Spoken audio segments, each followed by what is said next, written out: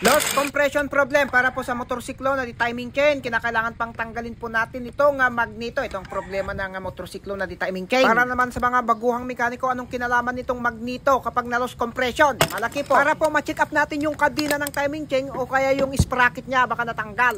At ito, tinanggal natin at ito ang bumungad sa atin. Ayan, natanggal po. Tumalon po yung kadena ng timing chain. Yung kadena sa taas, okay naman. O, yan o. Yan, dito. Hindi po basta-basta natatanggal itong kadena ng timing chain kung hindi po nagloko ang tensioner. Kaya sigurado, nagloko po yung tensioner nito. At nang baklasin sana natin itong tensioner, nako, maluwang na itong mga tornilyo na.